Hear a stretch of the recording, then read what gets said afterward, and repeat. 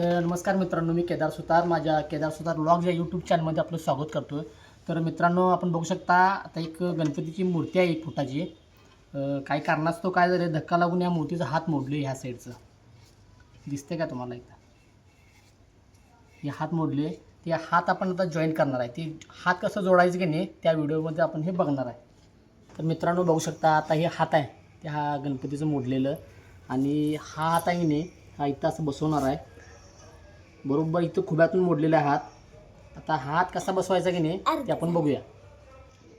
तर मित्रांनो बघा, जेवढं आपल्याला लागणार आहे की नाही प्लास्टर, तेवढं इथं तयार करून घ्यायचा माल। तो जरा कालवायचा असं पाणी घालून। जे नवीन मूर्तिकार आहेत, नवीन म्हणजे बिगिनर्स वगैरे आहेत, त्यांना हा व्हिडिओ जरा फायदेशीर ठरणार आहे।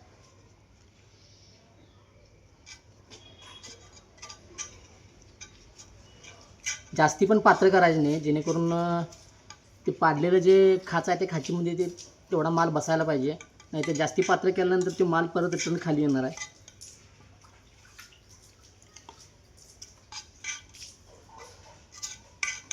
आता हे तयार झालेलं आहे माल तयार करून, आणि जिथं हात जोडणार आहे तिथं थोडंसं पाणी देऊन घ्यायचं, भिजून घ्यायचं, ते ओलं करून घ्यायचं, जेणेकरून ते हात चांगला बसावा त्याला। आता हे तयार केलेला माल आहे ते त्या मोडलेल्या हातात वरच्या साईडच्या त्यात असं घालून घ्यायचं, आणि ह्या बॉडीच्या हाताला थोडंसं पाणी लावायचं। त्यानंतर मग तिथल्या तिथं तो हात असा बसवायचा।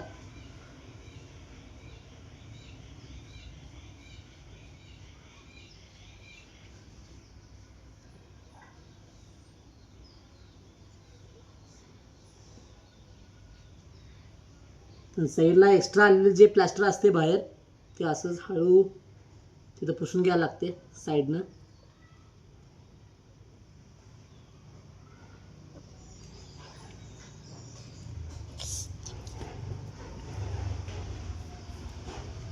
आणि हा हात खुब्यातनं मोडला, त्यामुळे जरा थोडंसं सपोर्ट लावावा लागतोय।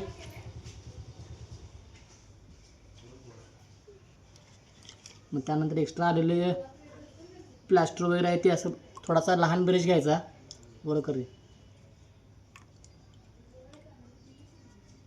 आता बघा हे हात जोडलेला आहे। जोडल्यानंतर ते एक्स्ट्रा प्लास्टर वगैरे जे बाहेर यायला लागते त्याला ब्रशनं पाणी लावून त्याला प्लेन करून घेतलं।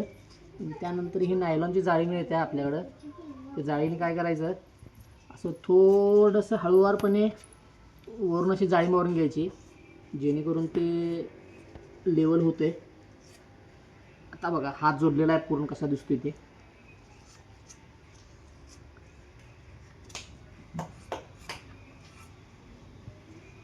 ही ज्यावेळी आपण नायलॉनची जी जाळी वापरतोय, जाळी मारली त्यानंतर थोडंसं फिनिशिंग चांगलं येते त्याला।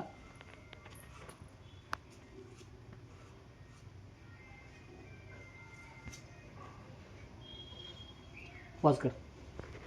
तर मित्रांनो, आपण आता बघितलं आहे या गणपतीचा मी हात कसा जोडलो आहे ते।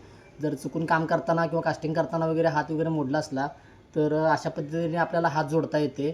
आपणास हा व्हिडिओ कसा वाटला ते कमेंटमध्ये नक्की कळवा। व्हिडिओ लाईक करा, शेअर करा, चॅनलला सबस्क्राईब करायला विसरू नका। धन्यवाद। गणपती बाप्पा मोरया।